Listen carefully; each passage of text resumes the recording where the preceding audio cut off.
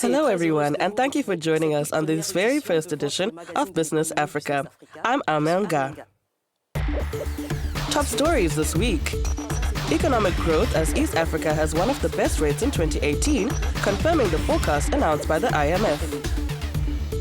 An economic upturn will continue in sub-Saharan Africa, averaging 3.6% over the next 2 years, according to the World Bank. Africa more independent in terms of internet connectivity. Liquid Telecom intends to connect Egyptian companies to the rest of Africa. This was the best rate of economic growth in the continent, according to the 2017 International Monetary Fund projections.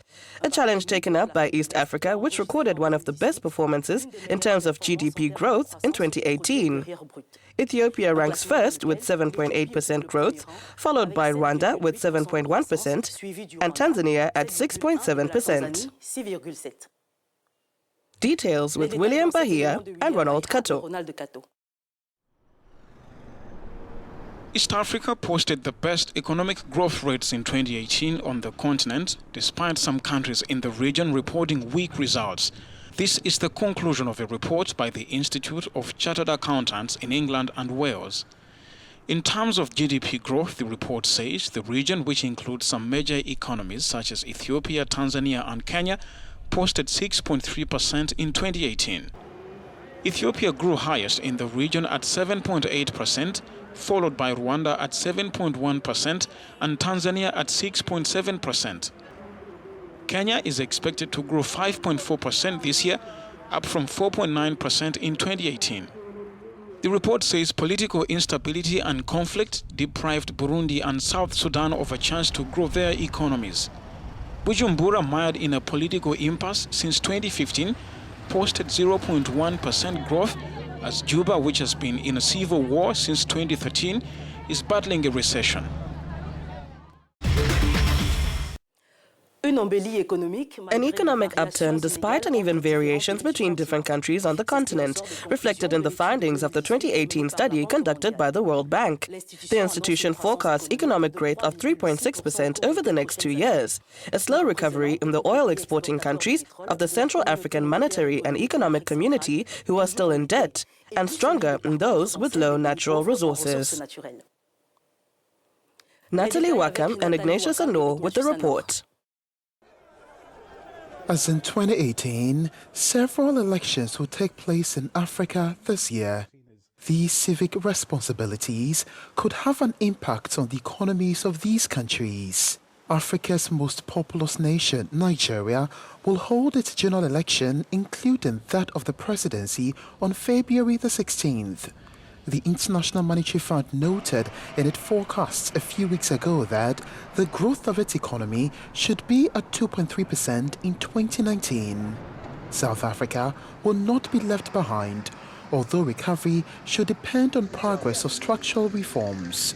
And although the nation emerged from recession, the Southern African nation is struggling with soft growth and record unemployment at 27%. Beginning this January, interest will be on how Angola intends to return funds placed abroad illegally, particularly in Portugal, which has long benefited from corrupt funds. Despite the government's effort to control inflation or bring foreign investors back, forecasts remain gloomy. Angolans still await miraculous economic recovery promised by President João Lourenço. The rate of borrowing and indebtedness by African states to finance their development dominated headlines last year. In Tunisia, the objective is to ensure that this debt does not exceed 70.9% in 2019. In Morocco, the need to pursue structural reforms is imminent. Priority will be given to stimulating private investments. And trade tensions in the world will undoubtedly still have an effect on oil prices from which many African countries derive their income. We discuss this further with Ronald Kator, a journalist here at Africanews. Hello, Ronald, and welcome to the program. Hello, Amel. Thank you very much for having me. We've just followed the economic progress and changes in Africa. Several issues continue to attract the attention of organizations such as the AFDB or the International Monetary Fund. Questions about strengthening relations with China remain topical. What could be the impact in 2019? I think that China-Africa ties aren't going to change in 2019. If anything, they're going to grow even stronger. At the FOCAC summit in Beijing last September, Chinese President Xi Jinping pledged $60 billion in loans, grants, and investments. So you're going to continue to see more roads, bridges, railways, and energy projects going up across Africa, funded by China. Beijing is still the leading source of cheap credit for many African countries, and that's not about to change. The United States launched its Africa strategy in December, and they made it clear its intention is to stop China. So Africa is caught in the middle of a geopolitical struggle by two big powers, and we can expect more attention focused on the continent. There's still so many vague areas about the US-Africa strategy, but I think we are going to see a bit more American money coming into Africa, especially in areas such as energy and technology. I think China won't scale back on its engagement with Africa, but you can expect a bit more caution. Regarding debt, the spotlight will stay on countries such as Zambia, Egypt, Kenya, and Djibouti. 2019 won't bring any more relief, so we'll likely see them run back to the IMF for more loans or ask lenders to restructure their debt. And we can expect more austerity, cuts to social spending, elimination of subsidies, more taxes, and of course, social unrest. So the IMF is surely going to be busy in 2019. In your opinion, which critical sectors require urgent and particular attention from governments, given that analysts have predicted rather slow progress in most of the continent's economies in 2019? Absolutely. Experts have painted a somewhat promising picture for 2019. Most countries will see better growth than they posted in 2018.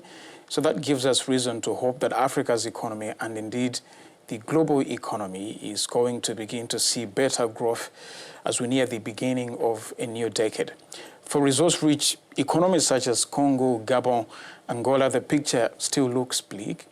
Demand for oil is expected to dip this year, and global prices are expected to stay at $60 a barrel. But that is also a chance for them to diversify their economies and break their dependence on oil. They need to think about agriculture, manufacturing, and services more seriously. There's also the US-China trade friction, which is also keeping some countries on the edge. While it doesn't hurt Africa directly, it has the potential to affect investments into Africa from the US or China. South Africa's auto industry too is concerned by the tariffs imposed on vehicles by Washington. But there are also positives, Amel.